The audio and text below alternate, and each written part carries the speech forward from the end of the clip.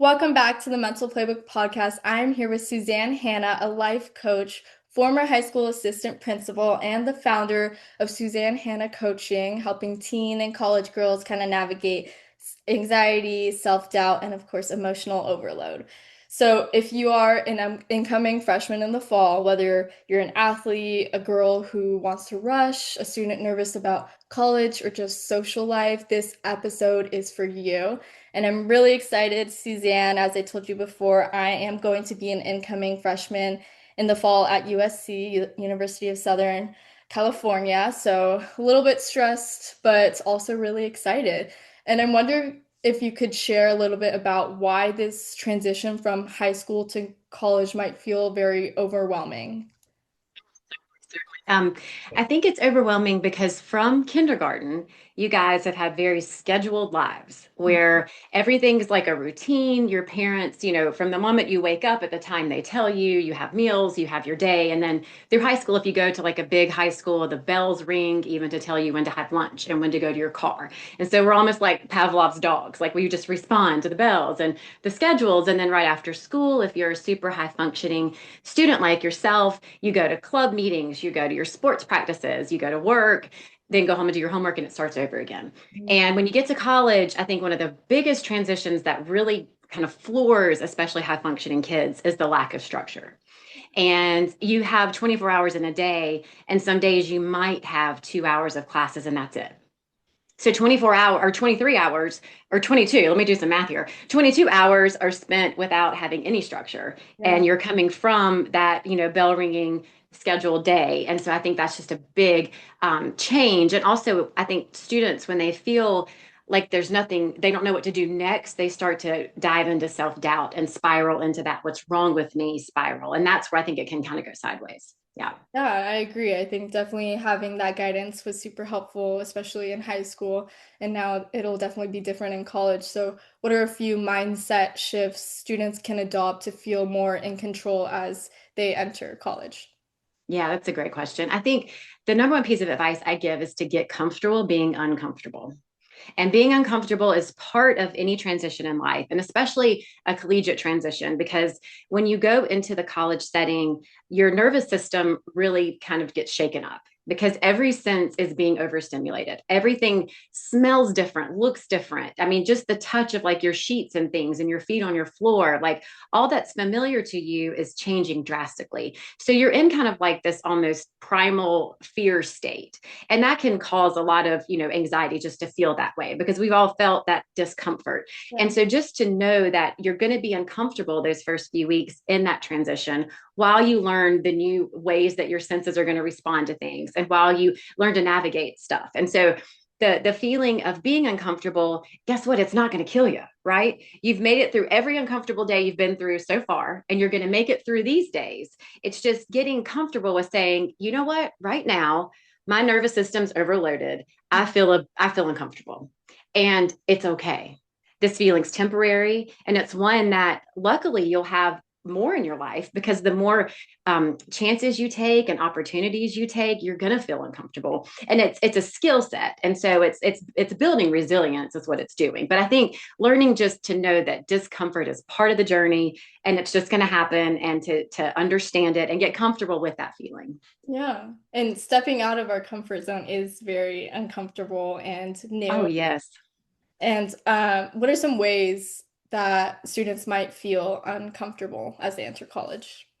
Okay, I think meeting new friends is the number one frustration and concern and fear I hear from the girls that I coach, and which is totally warranted, and I get it because it's a new situation, and so when you look at making friends, I think what helps is to look at the situation like everybody's in the same boat that you're in. Yeah. And where college is such a cool experience is that in no other time in your life are you going to have so many brilliant people like congregated on a certain amount of acreage, right? Like it's just amazing the amount of brilliant professors you'll have, but also everybody on your hall and your dorm and that you see in your classes have chosen to be there. So Mm. you have this common ground where this, you've chosen this college. Some people it was your dream school, some people it was your reach school, some people it was your, it doesn't matter what it is, you're there now and you wanted to be there. And so finding that common ground really helps with finding friends and connecting. And I think understanding too that I love this concept of being the welcomer. And I think instead of waiting for somebody else in a situation to break the ice, take it upon yourself to be the welcomer. And it's a kind way to look at life. And it's a way to make others feel comfortable. So if you're in like your orientation group, where everybody's uncomfortable and thinking, I'm going to get picked next for the skit. This is stupid. We're going to do an icebreaker. I hate this, right? Like all these things that are going through your head.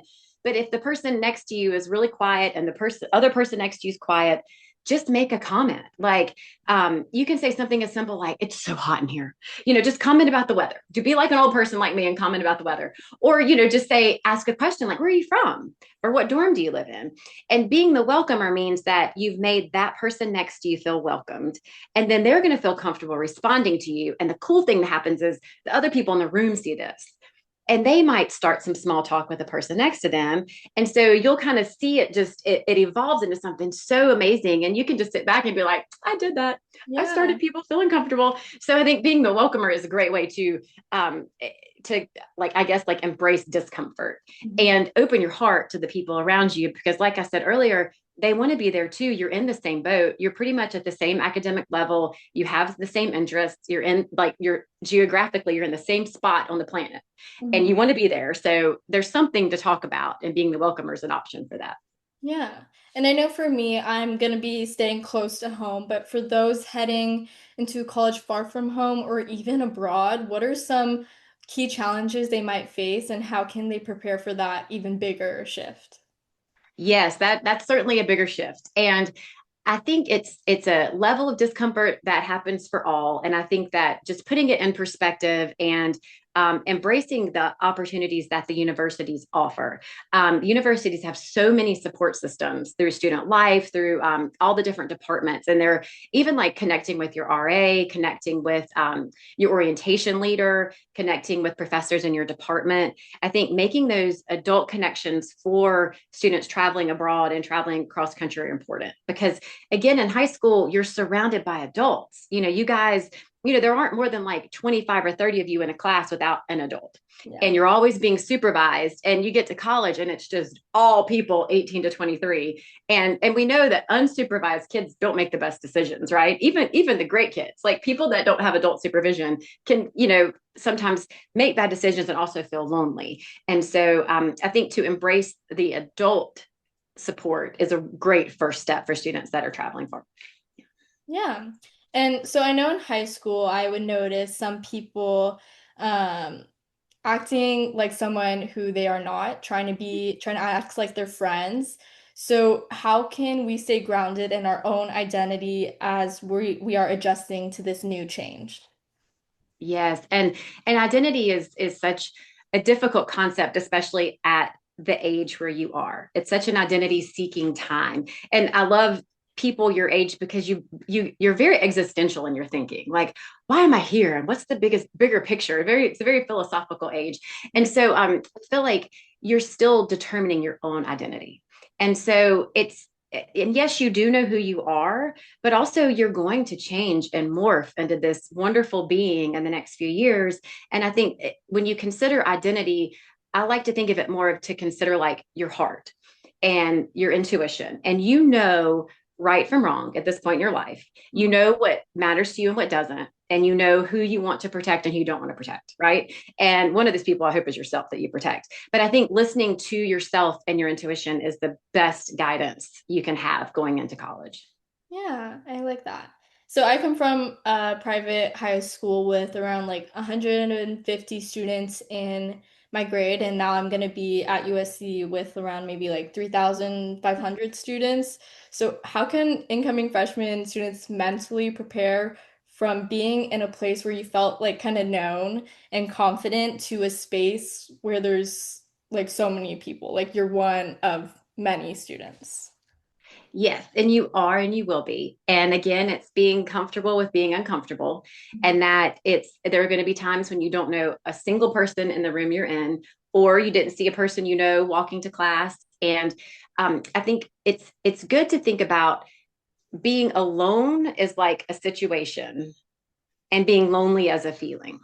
Mm. And just because you're alone, like walking to class alone, or maybe like grabbing a bagel and eating and having a coffee alone at a coffee shop, or studying alone is a situation. That doesn't mean you feel lonely. And so I think if you embrace the fact that you're going to be alone, and it's actually nice because you're at a place with thousands and thousands of people. And after a while, like everybody wants kind of their own little quiet time. And so being alone is a situation, and it doesn't mean you're necessarily lonely. And making friends is a challenge to anybody. But I also like to tell girls to say yes. Like if somebody asks you in the hallway, like, do you want to go grab dinner? Say yes. And of course, not if it's some like gross, nasty person that makes you uncomfortable. I'm not talking about that. But like a person that's like, that's comfortable, that your intuition's like, this is good. Instead of defaulting to, oh, I'm good, I'm just gonna eat some ramen in my room. Actually say yes and go and put yourself in that situation where you have a conversation with somebody new. That person's being so brave to reach out to you, right? Like that takes a lot of guts. And then at that point, go and enjoy yourself. And you might not enjoy yourself like your bestie, but who cares? It's somebody to eat with. It's a good conversation. You might learn something new. And then take that bravery and you ask the next person. It's kind of like just like that, pass on the kindness and just kind of putting yourself out there. And the masses will be there and you won't know everybody, but you'll find your group. And also class is an amazing way to meet people because you're suffering together in a course, right? It might be one you love or it might be one you're suffering together because it's hard and for whatever reason, and you can speak to the people next to you. And I do think that one of the ways that your generation especially protects yourselves is you just grab your phone. It's the first thing you do. Yeah. Get uncomfortable, look down. And so you'll find people in class that do that. And even if somebody has their phone out, like you can get their attention and say something. Like be the brave person to just be a human and speak like a human to a human. And the people that are looking at their phones want to talk to people too. Like it's a defense mechanism of I'm uncomfortable, so I'm going to pull out my phone because that's my security blanket. So I think having the bravery to talk to somebody who is on their phone is a big deal too. Yeah. And I love that you brought up the difference between being alone and being lonely because I think oftentimes we do intertwine those two and it can be scary to kind of embrace what being alone means. Right. And yeah, and there's a lot of being alone in college. Yeah. But it doesn't mean you're lonely Mhm. because you're busy, you're doing things, you have a purpose, you are loved deeply by your friends and family at home, by the friends you've met at school. It's not lonely. It's just, doing things independently. Yeah. And then also the fact that you brought up phones and yeah, that's something we all have these days and we can often use it as a distraction. So I agree that, even if it's uncomfortable, but just kind of putting that phone away and kind of stepping out of your comfort zone and talking to someone else. And I also want to talk about social media and how we can stay on the positive side of it. And, if, I mean, there's obviously both positive and negative sides of social media, and we're going to be in a new environment with our phones, and everyone else is going to have, social media and whatever. So, how can we kind of make sure we're staying on the good side of social media, on the good side of our phones, and not getting involved into, the other stuff?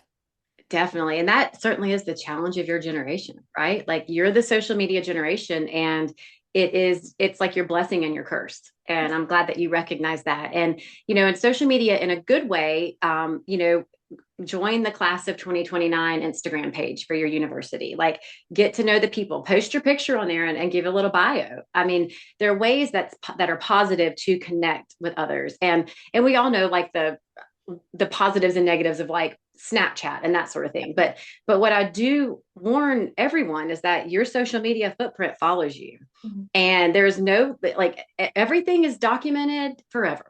That you put on your phone or pictures you take, it's all there. And it unfortunately, and it breaks my heart because you guys aren't able to make like mistakes without it being recorded by somebody Right. or documented by somebody else. So that breaks my heart for you guys, but it's also good as a cautionary tale to know going into anything like I've got to watch my back. Yeah. And also too, I think it's really important for especially my girls to when you meet your friends in college and even like your friends now in high school, make sure you have their actual cell phone numbers. Yes. I think a lot of times you guys are just like swapping snaps or like Yeah, this or whatever. yeah. And right. And that means you don't own their contact information. And so if, remember like the TikTokalypse that happened a few months ago, like TikTok's gone or it's not or Yeah. whatever, like some people were losing everything. And it made me think, wait a minute, like I don't like because my son's 20 and I'm like, do you have your friends like actual cell phone numbers? Like if something happens and you are in an emergency situation in college, like who do you call? Like, what if Snap goes down? How are you going to get your people? So that's a big piece of like mom advice is to get cell phone numbers and put in their first and last names. Mhm. Like get people's real information. I think that's important. Yeah. No, yeah, I agree with that. So, what are a few daily habits or practices you recommend to help girls or just students build confidence? Yes. Confidence, that elusive thing, right? We're always searching for more self-confidence. I think connecting with yourself is what breeds confidence and becoming self-reliant and learning to trust yourself and learning to make decisions that benefit you. And that's not in any way selfish, but it's in a way to like understand what's in your best interest and what your goals are. And so when you continue to make decisions that are hurting yourself, you learn to not rely on yourself. And that's when confidence wanes. And so I think one of the best practices to build self-confidence is when you wake up, before you pick up any device, check in with any social media, anything. I think a morning practice of 5 minutes or less is invaluable. And I know sometimes to use those meditation apps, you have to pick up your phone, but only look at the meditation app and do like a 3 minute just check in, deep breathing. They're great guided meditations where you just check in with yourself and it's like, good morning, self. I'm here. I'm whole. I'm going to take care of myself and I'm going to have a good day. And your mindset is what you make it. And I know, and I don't really love toxic positivity. I don't know, whatever. Like I like to be real, but your brain is very powerful and you can start your day accepting what is and saying, I'm going to do my best. And just that 5 minute check in can change how you look at yourself and your self confidence for sure. Yeah, and we have that time, especially in college, so I think that's something we can definitely add into our routines. Um, Definitely. how can someone bounce back from, a rough week without spiraling into that like self-doubt? Yes, that's difficult. And when we spiral, we tell ourselves stories. And I think a good way to reframe that is to say, instead of I feel this way, whatever you're worried about, just say the story I'm telling myself is. Mm. And so just to not, so you're understanding that your brain is weaving a story of meaning behind what's happening. And it might not be what actually happened. Sometimes we like it's revisionist history. And if we have old patterns of negative thought, we dive right into that. And Yeah. so instead of saying, I'm feeling this way, like the story I'm telling myself is this, and then that way you can look at it a little more objectively. And also we're all going to make mistakes. We're humans, and college is a time when you should make your mistakes. Like it's kind of like your little safe zone where you can, whatever it is, it's going to happen. Everybody's going to do something. And the beauty of being a human is that we can reflect and say, you know what, that was kind of dumb. I shouldn't have done that, and I'm not going to do it again. And if you do it again, then you need to start paying attention. But like if you don't do it again, then you've grown and you've become more emotionally resilient and you've learned that you can rely on yourself, and then your confidence rises. So I think um, we're going to make mistakes. It's just going to happen. And it's all about forgiving yourself and then watching the patterns of the mistakes. Are they continuing? And then that's when you might want to get some help, talk to a friend, talk to somebody else that might be able to help you. But that's where the red flag is, because we're all going to do something dumb, several dumb things, right? I do several dumb things a day. It's just part of life. Yeah, and I know for me, and I'm sure other people, it's so hard to not like when I make a mistake, it's very easy for me to just spiral into that mistake and be like, oh, why did I do this? I shouldn't have done this. But I really like, accepting that mistake and being like, well, I'm going to learn from this mistake and I'm going to move forward and I know better. So I really like that. Yeah. So I'll be honest, going back to the having guidance and structure in college, I'm someone who is very organized and I always like to feel prepared. So if I feel like my life isn't planned out, then I get stressed. So what's your advice for girls who struggle with the pressure to kind of always have it together? We have that pressure, don't we? And I think that it goes back to that social media question you asked, because I think the pressures to be perfect are just on the screen at all times. And I've really noticed in college, girls, especially like in the Greek system, and post pictures where they look so perfect.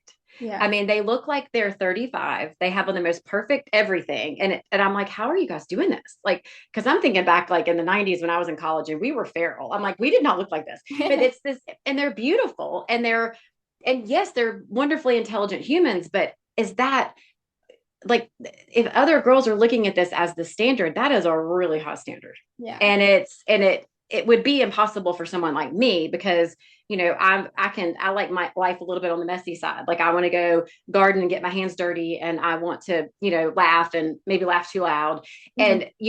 and kind of rebel from things, right? And so I think there's a standard that society sets for us. And then if you're super high functioning like yourself, you set it for yourself. And Yeah. so it's like, and then also our parents can put a lot of pressure on us. And so I think college is your time to determine like, where's this pressure coming from? Am I putting it on myself? Is me following certain social media accounts doing this to me? Does my family want something for me that I don't want? And it's not that they don't love me because they always do it from a place of love, but it just might not be, they might not really understand like who you are and you don't really feel understood at that time. And so I think that when you have a highly structured day, you can still have that in college, but it's up to you to do it. And it's actually more fun because you can work out at the time of day you want to work out. You can eat when you want to eat. You can have whatever sleeping hours you want. Like we know the healthy ones, but I know a lot of students who live like vampires and they're happy in college. Like that's the schedule that works and their bodies are just that's their circadian rhythms. It doesn't work for me, but it works for a lot of kids. And so I think you have that freedom to structure your life into what you want to do. And I don't think I know. The number one way to do well in college, I swear by this, is every day when you leave class, do not go back to your room. You have to go somewhere that's not your room. Go somewhere, library, coffee shop, bench, I don't care. Get out the notes you just took, review them quickly. Mm. People are like, Suzanne, oh my gosh, did you just tell me to review my notes? I'm like, I sure did, because you know why? Number one, I promise you, something that you typed or wrote down is not what the professor said. Mm. You've done something incorrect because it's all new information and we're making human mistakes. And right after a lecture, your brain is still processing and it's still in that like short-term memory, and you can still reach in there and say, oh, that's not what that X was not here in this equation. Yeah. And you can fix it in your notes. And some students during that quick review period like to rewrite some things or get out some pretty pens and write in the margins. Some of my girls really like paper. And so they go to the library and print out the notes from whatever learning platform the university has and whatever the professor provided. She prints it out, gets out her pretty pens and stuff, and writes the notes on her paper. And so then what happens when you choose this daily practice is that the next day when you go, or 2 days later when you have that class, you're going to go through quickly what you've learned since Yeah. the last test. And that stuff is going to go from your short term memory to your long term memory. And Mm. when it's in long term, girl, you own it. It's yours. That is in your brain and nobody can take it away from you. And that simple review, and don't do more than like 20-30 minutes. Like it's got to be quick. And otherwise it's just too much and it bogs you down. Yeah. And some days it might be longer if it's midterm season or if you just did something really hard in chemistry and you got to like figure it out. I get that. But it's just a quick review that takes information, you interact with it, you ask yourself questions. You can highlight a question that you need to go ask your professor at office hours. Professors love for you to go to office hours. I don't know why kids think that like professors just sit there and don't want anybody to come in. It's like they're smoking their pipes and reading their books. No, so cool. And like, I know professors that keep big bowls of candy and they're like, please, somebody come see me. And they're there to answer the questions. And if you've reviewed your notes, then you've seen a question you have, and you can take that in and say, while I was reviewing my notes, I found this. And your professor is going to be like, oh my gosh, And they know they'll document that. They know you. It matters. Those relationships are really important. Yeah, and I know, I mean, I've learned in high school it doesn't hurt to go to office hours or ask a question. Absolutely. Yeah, so I've been putting together a list of dorm essentials as well as, whatever I need for class, but I'm sure I'm missing a few things. What are some must-haves that girls often forget to pack for college, especially those essentials that end up being game changers? Yes. There's so many things now. That's another place that I think you guys have so much pressure. The way people are fixing up dorm rooms. I'm like, is this real? Because like real people's houses don't look like this. I mean, they might, but mine Yeah. don't. And so I think the number one thing in your dorm you need is a fan. A fan that's like this size that like oscillates and is loud because college is so loud. It's Yeah. so loud. And if you're a light sleeper, you're going to need something to drown out that noise. And dorm rooms are hot and it can get kind of funky, right? It's kind of smell a little funky, it can be a little stale. Sometimes your roommate not be the cleanest person on the planet. So you just need some air to oscillate. I think that's important. And I think another must have are some kind of noise canceling headphones. Yes. And I think a lot of people use AirPods, but you'll notice in college, like people have headphones on. And because, first of all, you can drown out the noise and really lock in when you need to. But also, it's kind of a signal, right? Like if you're sitting in the library and you have your headphones on, people are going to just keep going, like she's locked in. And so I think it's kind of a signal too of you're having a little bit of alone time. I'm studying, I'm just having a moment with myself. And I think that's important, especially at a huge university. And especially if noises really distract you. I think those two things are important. Yeah, and sometimes you can't really see those AirPods in your ears. Right. Absolutely. So there's roommates, friends, dating. It's all a lot of social stuff. What emotional tools do you recommend for managing relationships in college? Yes, I think it all goes back to listening to your intuition. You know inside, you are blessed with this beautiful heart and soul that know what feels good and what doesn't feel good. Period.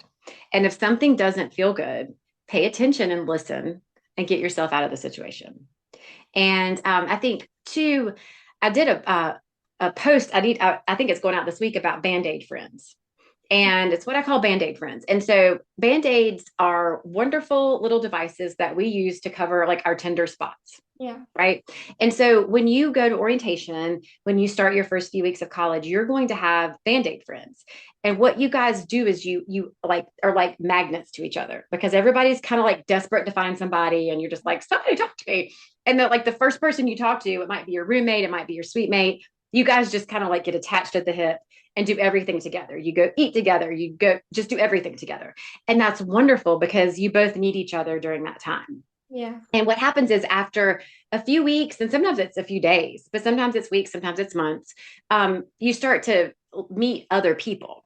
And you realize that Band-Aid friend is still a wonderful person, but they're not somebody you want to be like an everyday friend with. And Yeah. so that's absolutely normal. And just like Band-Aids that were great for a season, they covered our tender spots, they're temporary. And so that those friendships will happen. And I do caution people with the Band-Aid friends, like, don't get so clingy Yeah. because it's scary when you're in a new place and you're like, go eat breakfast with me. I can't go by myself. And Mhm. so, just be careful and don't cling so much to people because it's almost like the Band-Aid that's so hard to peel off, right? Like nothing hurts worse than taking the Band-Aid off. And so don't be the Band-Aid friend that's hard to take off. Like you need to be the one that just is easy and you're like, okay, we're still, maybe hey bye friends. We might go grab a coffee sometimes, but we got each other through the first few weeks and it's okay. It's okay if that person's not your bestie. Those kind of friendships happen. And college is cyclical, just like all school years. Semesters go quickly, and you'll make a good friend in a class, Mhm. but that class will be over before you know it. And you'll move on and you'll still see each other, but you might not be besties, and that's okay. Yeah, yeah, I like that. So what should students do if they're feeling lonely, homesick, or like they're not making friends fast enough? Yes. And I think I love that you said not making friends fast enough because I feel like that is a level of pressure that freshmen put on themselves. Like, I have this timeline. I'm supposed to meet my bridesmaids by the time it's fall break, right? Yeah. And that's it. And that's not realistic. And it could be that you don't meet your best friend in college at all. It could be that, it's not until your junior or senior year. And so just embrace the fact that there's not a prescriptive timeline, that it's a malleable thing. Just think of it like that. And I think that's just the best way to look at it, that it's not, I think we sell college to kids as like, it's the best time of your life. You're Yeah. never going to have a time like this. And yes, it can be, but also wherever you go, there you are. That's my favorite quotation. And so every problem you have is going to be there with you wherever you land in August and September. And that's okay, because that's you. And life is life wherever we go. And so life is going to happen. You're going to have good days and bad days. And people think college is supposed to be just this, 50,000 friends all around me, parties, woohoo, all the time. And it's just, there's going to be quiet times and there's going to be just life. And so I think just, tempering your expectations is a big deal. Yeah. And speaking of parties and frats and all that stuff, what's your take on setting boundaries, especially when it comes to peer pressure and substance abuse? Oh yeah. Well, it's there, it's prevalent. I picked up my son for fall break, walked through his dorm, and I was like, is everybody smoking weed on this hall? Because I'm getting high, right? It's everywhere. And especially students that move to states where like weed is legal and where it wasn't where they lived. It's Yeah. like, yay, so they're going to be kids, because you're all kids to me. Sorry, I'm Yeah. old, but Yeah. they're Yeah. going to be kids who like have never been away from home. Their parents have like just controlled every decision they've ever made. And they get to college and they literally go wild. They do. They go wild, and they make all these decisions to hurt themselves. If you look at the statistics of the number of freshmen that drop out after first semester, it's staggering. And even after second semester. And it's because kids just get there and they have just kind of no self-regulation, Mm. because they've never had to practice it, Yeah. because their parents have done everything for them. That's why I always tell parents, like, let your kids make the mistakes while they're at home with you, Yeah. because then you can, guide them through, because we're going to do the things. So, it's everybody has to make their own decisions around substance abuse. And the alcohol culture has always been crazy in college. It's still crazy. And I think you just do what feels comfortable. And if it doesn't, stop. But Yeah. never leave your girlfriends. Like, never leave your friends at a party. Don't leave your drinks uncovered or unattended. Like, there's some sketchy stuff that can happen, even in like the most, bougie college towns, like where some colleges have like security guards everywhere, and it still happens. Yeah. And so I think just, be true to yourself and know that you're going to have to say no. Mm. Because if you say yes to every party that happens, you will party 24 hours a day, 7 days a week. There is a Dave drinking party happening. There's a this party. There's a this party. Like, you're going to have your boundaries and say, I can't right now. I've got to do this, or I'm tired, or just lie and say, I don't feel good. I don't feel good. I have a headache. Like, make something up. You know what I'm saying? Like, you don't even have to be honest if you don't want to go. Yeah. Um, but you got to learn to say no, because if you don't say no, there's a yes at every turn. Yeah, Yeah. and it's so hard to say no, especially like if your friends are going out and you don't feel like it, but you know you're gonna get that like FOMO. I'm Yes. curious to know what you think about that and like how to kind of accept like I don't want to go out, but I know I'm gonna feel FOMO and I'm definitely gonna miss out like with my friends. Yes, I love that you pointed that out, because again, with the phones, you're going to get the constant barrage of wish you were here, wish you were here. And if you are studying, I think it's such a good idea to put your phone on airplane mode and put it like on the other side of the room, like get it away from you. And because it's such a habit to just grab it. I mean, it's just what we do. And I think to separate yourself from what's happening might be what you need to do to protect yourself from feeling the FOMO, because and you're going to feel it a little bit, right? Like you said, like it's going to happen. But if you play the tape forward and think, okay, yes, on this Tuesday night I could have gone to that frat party, yes, but I have a huge biology test tomorrow. Mm. And if I go to this party, I'm going to stay out late. I'm going to come rolling in at 3 o'clock in the morning. I'm not going to review the notes and labs I knew I had to. I'm going to feel like crap during my test. I'm going to have a hangover. I'm going to just be dehydrated, miserable, nauseated, and hate myself. Mhm. And so if you just play the tape forward to how you'll feel if you do participate, like after the fun part, Mhm. right? And Yeah. that's definitely in quotation marks. Um, because what is that fun? That's not fun. Like, I don't think that's fun, but some people think that's fun in college. Like they get ridiculously wasted and they say it's fun. Is it? I don't know if like getting so sick from alcohol you throw up and you do really dumb things. I don't call that fun. But anyway, but so if you play the tape forward and think, how is this going to affect me in the future? That's a good way to like regulate your mind again to think, okay, I'm making the right decision for myself. Right, yeah, I like that. Going back to academics and classes, I've the one of the biggest pieces of advice my sister, who's kind of had most of her college experience, but she tells me don't skip class. And Oh, of course, she's done it a few times because I've heard lectures can be boring. So, what's your go-to strategy for helping students kind of stay focused and motivated in the classroom? it is hard to stay focused and motivated in some classes, and they are going to be dreadfully boring, Mhm. dreadfully. And I tell a story about a class I went to my freshman year. It was called Weather and Climate. And the first day, literally, the professor put, I think it was like an overhead projector. That's how old I am. Yeah. But he wrote the word weather, and it was like a small definition, and then he wrote the word climate in the definition. That was it, and that was class. And he gave us our syllabus, and I was like, this is going to be the easiest class that I've ever taken in my whole life, right? And so I skipped a ton of classes. I was a freshman. I was like, I know what weather and climate are. This is dumb. I ended up making like a C in that class because it was hard, and college classes start slow. Like some of them just really start slow, and I've been told that's because of like the drop ad period. I've been told that it just takes a minute to get going, but when it gets going, it gets going. And if you miss it, you have missed it. And in high school, you guys have been so spoiled with the teachers, having notes available on Canvas or have or whatever learning platform it is, or here's a remind text with a link to the PowerPoint presentation from today, or here are the slides. Like that's just not the case. And it might be that you get the presentation, in your learning platform, but what the professor says is the most important information. And and again, back to what I said early on, like this experience, you're never going to have this many brilliant people in such a small amount of space in your whole life. Like you're going to find like in real life that people just aren't very interesting. And you have to like find interesting people. In college, you're surrounded by them. And the professors have spent their lives learning this one subject and they're so passionate about it. And some might not come across as passionate, but they are. And they sneak things in. Like if they know people are skipping classes, they like I've had my clients tell me that professors like gave them questions. They're like, you might want to know this question for the midterm. And then the people that came to class are like, yes. And I mean, they sneak things in. And Yeah. so that could be a motivator too, that you might miss something important. Yeah. Yeah, yeah, definitely. Um, as for like assignments and homework, for me, I like to write assignments down in like a planner or like in my notes app, but are there other strategies for keeping up with our homework and especially turning in assignments on time?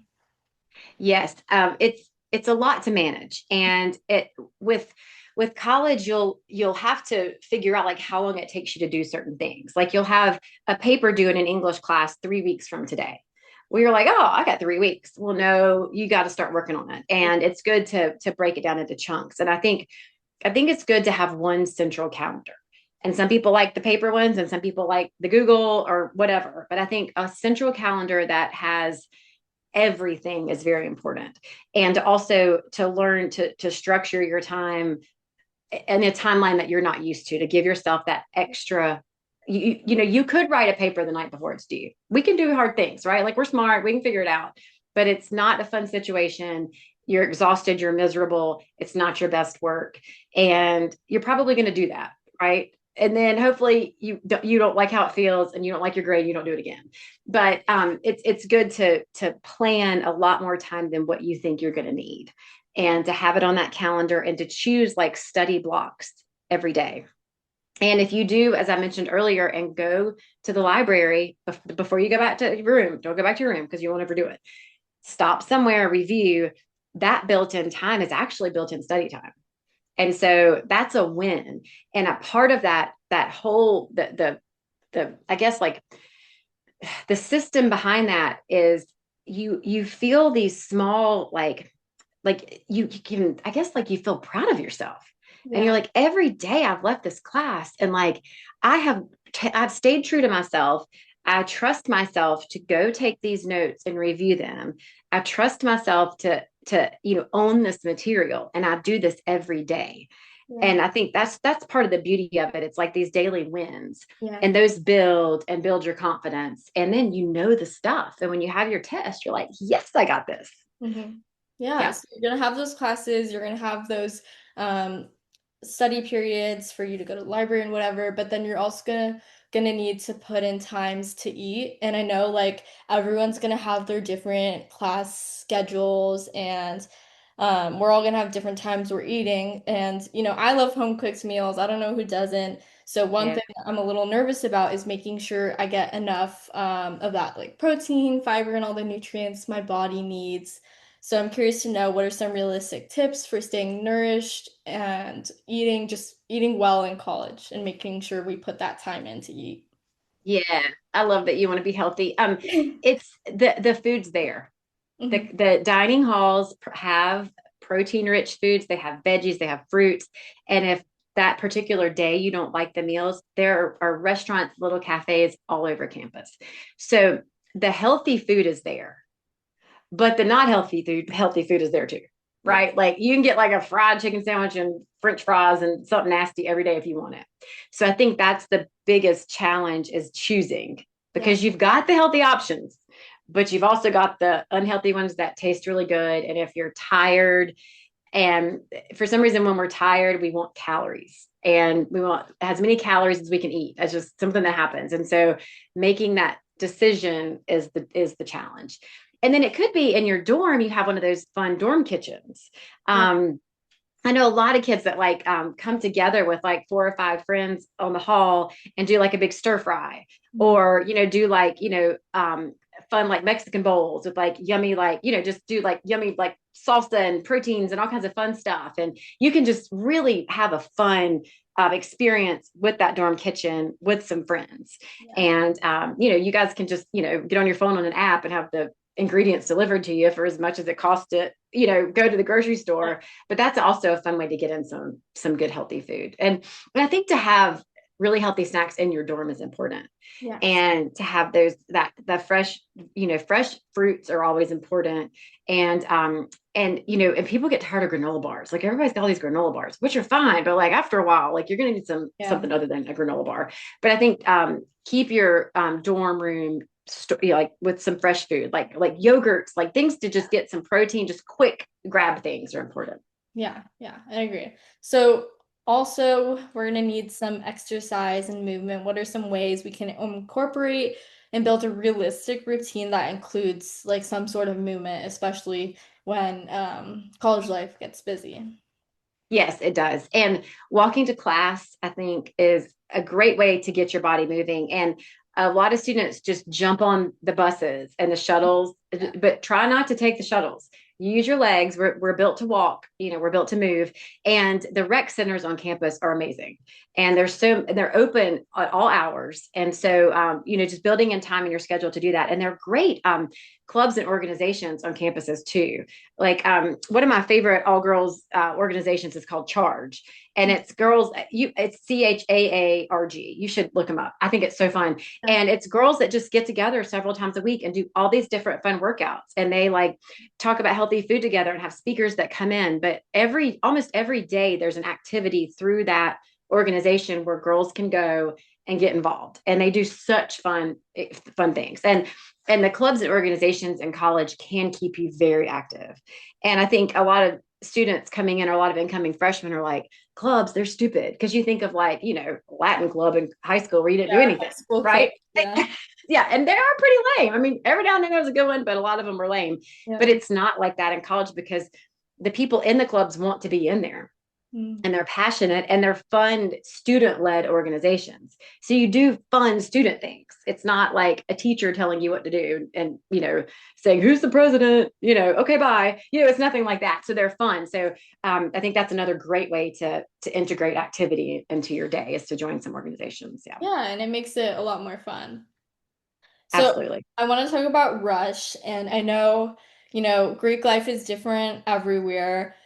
And with sorority culture kind of being, it can sometimes be like exclusive or cliquey. So I'm curious to know what you think about how can girls figure out if Greek life is truly the right fit for them? Yeah, it is so different and school dependent. It's different worlds rushing at some universities versus others. Yeah. And I think there's no rush in rushing. Like there's no reason why you have to do it your first semester on the campus. Yeah. There's a lot of pressure to do it then, but there's no reason because you really can just immerse yourself in the culture of the school and make your own decision about, if this is something you want to add to your lifestyle or not. And some of the girls that I coach that rush their sophomore years are happier Yeah. because they kind of created their own lives. And then they thought, this is something I really want to do. And so when they got into it and rushed, they were in it for the experiences with the sororities that they chose or that chose them. And so it was a whole different kind of mindset around it rather than, I don't know, I think a lot of a lot of girls do it to be part of something, and that's like an obsession out of the gate. But there's so much more to school than Greek life. And yes, it can be wonderful. Like some of the philanthropies that girls are involved in are phenomenal. And when you look at like the famous stuff, like the Bama Rush stuff, and I mean, it takes like pure like planning power, and you got to be really smart to pull that stuff off. Yeah. Like with these, and then they outdo themselves every year. Like I mean, it's pretty fascinating what can be done, and there's a lot of brains behind it. I think they get a bad rap, but it takes a lot of brains to do that stuff. It's wrapped in a pretty little perfect package, but that's a lot of blood, sweat, and tears behind those organizations. But yeah, I just think there's no rush to do it. Yeah. I like that. There's no rush to rush. Yes. Oh, we should like hashtag it. Even though I heard hashtags are out now, what are we supposed to do? Yeah. Okay, so I want to talk about like athlete specific questions and Okay. athletes face different pressures. So I want to know, how do the pressures facing female student athletes differ from, not athletes or just students, both mentally and emotionally? Yeah, well, it's the double-edged sword of being a successful female. You carry the weight and the expectations are higher and you have to work harder. And it's unfortunately the way it is. And I don't agree with that, but that it is what it is. And I think college athletes have to out of the gate know that my experience is going to kind of be the same as other students, but it's going to mostly be different. Yeah. And that's a good different though, because the opportunities that are offered, just with the team, like being part of a team, being part of an organization, the competitive nature of it, all of that is an amazing experience.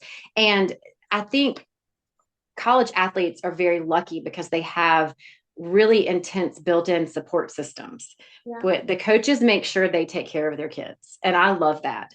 And it's almost like because I've coached some girls who are athletes, and their coaches make sure that they're keeping up with their schoolwork.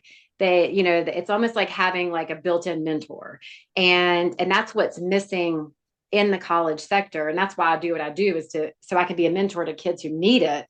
And I feel like the athletes have got that built-in support. So I think just knowing that your experience is going to be very different, and that's just part of it.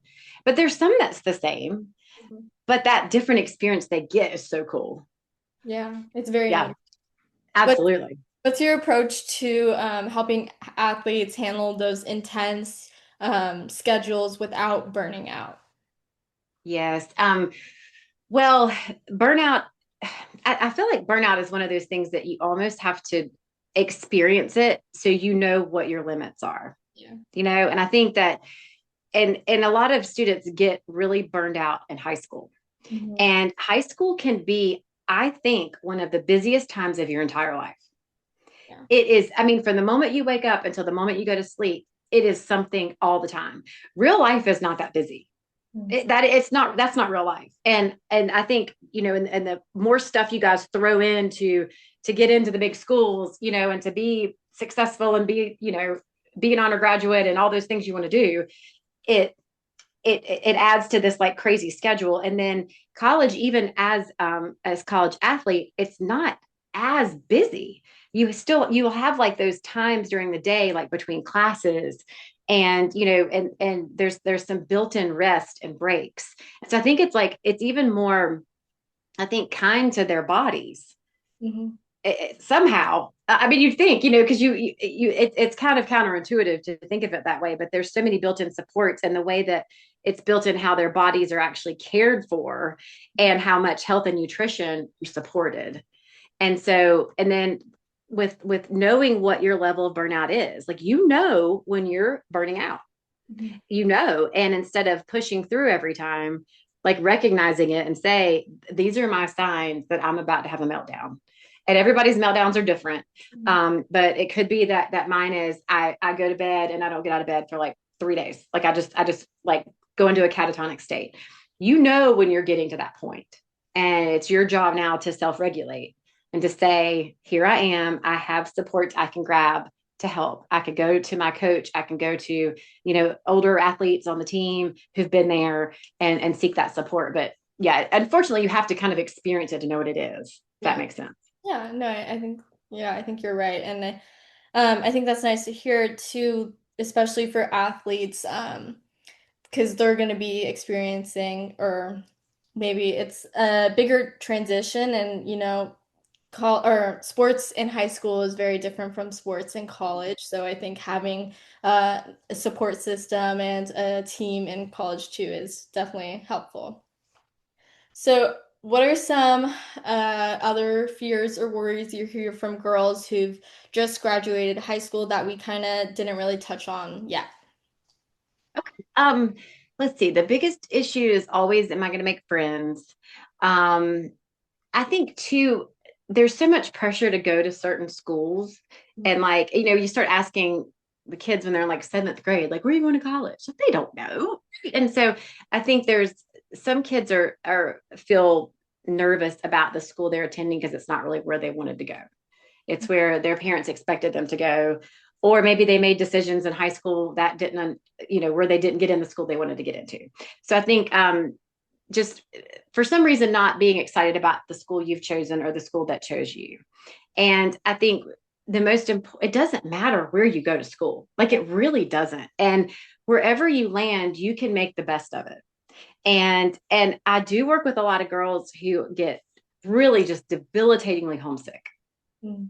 And that is, I love to support girls when they go through that, because you realize that, or I hope the girls realize that when you're homesick, it's actually a beautiful thing, because you love your home, and you love where you're from, and you love your people, and you love your space. And that is such a beautiful gift to have, to know that like you love something so much that you yearn for it.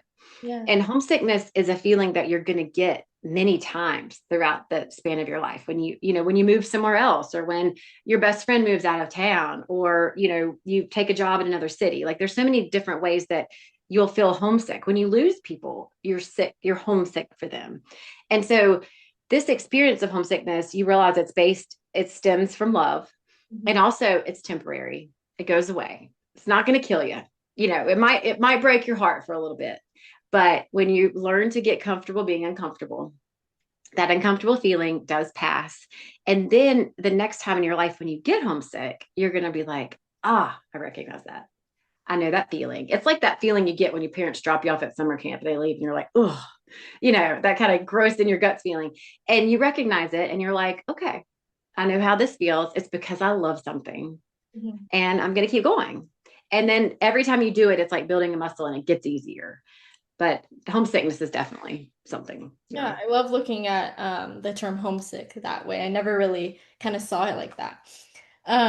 Do you have any tips for parents for their children going off to college, especially if it's their first one, and kind of helping them through that transition and making sure they're, either giving their child space or, being a support system for them? Absolutely. It hurts. I've been through it with my kid, my oldest, and he left me twice. He took a gap year and traveled for a semester. And so that means I had to say bye to him then. And he was gone for many weeks, and he talked to me once. And can you believe that? And then he left for college. So I've been through it twice. It hurts. And it's like a primal pain as a parent, because from the moment you have your child, you do everything you can to protect it and not leave it anywhere. Like, it's like you're psycho watching over this human, and then you just drop them off in this college town, and you're supposed to just leave your heart on the sidewalk and just drive off. And so it hurts. And I think for parents to understand that it's going to hurt and it's weird and you miss them and you walk around the house and you're just kind of lonely and just I kind of whimpered. Like, I'm not really a crier, but like, and when we, because sons will only let you do so much to their rooms. Like, he let me make his bed and that was about it. And I was like, oh my gosh, can I please do something? Anyway.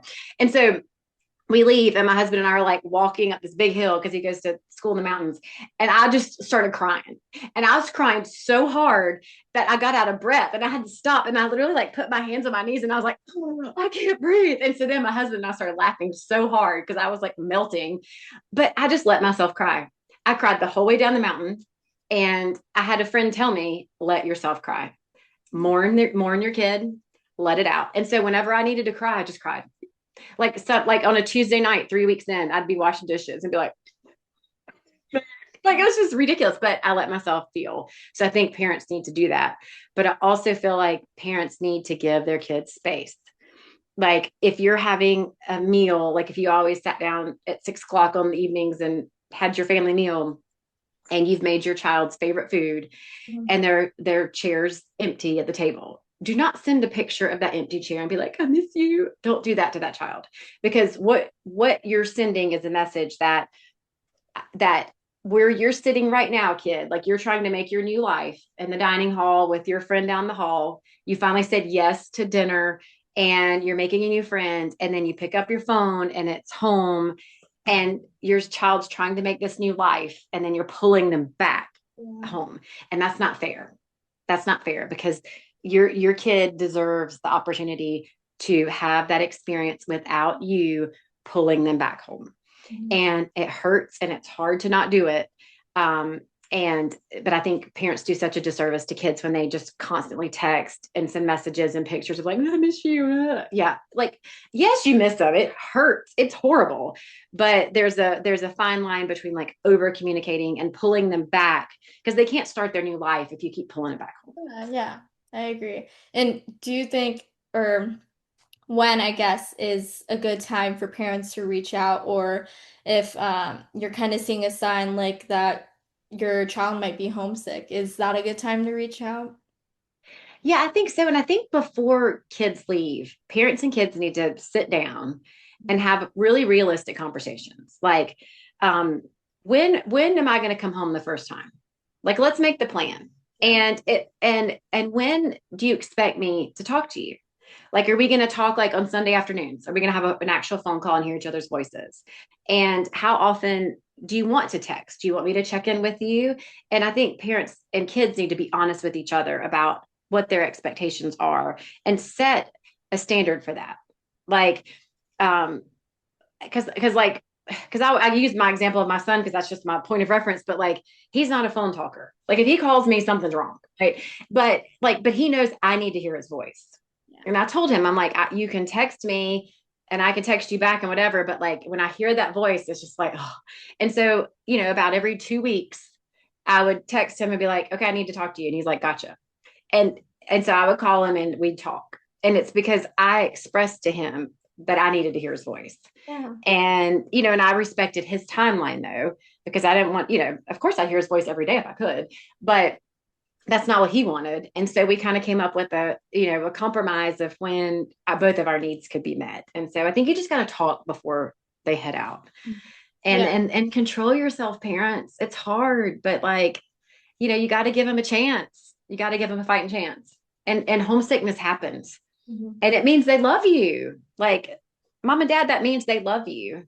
But they also need to know that you're there supporting them in their success while they're at school. Mhm. And that retreating and coming home that first weekend is sometimes not the best idea. Sometimes kids need it. Sometimes they need to go home for the weekend Yeah. because they just need to regroup, and that's fine. But I don't know. I think just to give kids space and to control yourself. Yeah. Yeah. Yeah. We're diving into a new journey by ourselves, so it's all going to be very new and different for all of us. And it's hard. It is hard. It's not easy. It is not an easy transition. It's fun Mhm. and it's exciting, but it's also difficult. And hard things are hard. Yeah, yeah. Yeah. And we learn from them. So Yeah. if you could give every student, a rising college freshman, a mental toolkit, what would be in it? Oh, that's a good question. I think having your daily check-in with yourself, that 5 minutes in the morning, I think is life-changing. Um, knowing in your toolkit that you're going to have to be comfortable with being uncomfortable 100%, and that's okay. And that also, I think it's very important to remember that you can be the welcomer. You can be that kind person, that you can be the one that reaches out. Stop waiting for somebody else. Yeah. You can do it. And this is your chance. And this is your chance to, if you didn't love the end of high school, if you were over it and wanted to make new friends, well, here's your chance. And be brave and put yourself out there and be the welcomer. Yeah, I love that. So my last question for you is what's most important to you, the destination, the journey, or the company? Wow. I think the journey and the company. Can I have a tie? I guess if you explain why. Well, I think okay, well okay. I'm such a rule breaker. Okay, so let's say I think the journey, Mhm. because learning to keep good company with yourself is part of a successful, well, successful, I think is a too heavy of a word, is part of a fulfilling journey. Because when you learn to keep company with me and feel at home in your own skin and not need another human to fill voids that you have, Yeah. you are on a very fulfilling lifelong journey. Mm. So I know I brought in the friend part or the company part, Yeah. but I think keeping company with yourself is the key. And that's why I'm a life coach for college girls, because it took me to my 40s to understand that, wait, I have my own back. And all of this like overachieving and people pleasing made me so tired. And I want girls your age to learn that you have your own back. Mm. You can rely on yourself 100%. And I can teach you how to do it, because then you learn, and so you've got these decades of your life left where you can actually know that you're comfortable in your own skin and you're not relying on some external validation for anything. Like, you got it.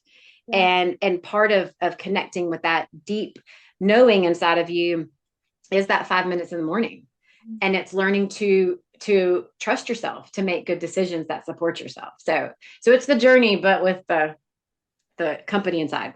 I love that. I love that. Trust your gut and self-reliance. Absolutely. Yeah. Well, thank you so much, Suzanne, for joining me. To my listeners, mind strong, game on.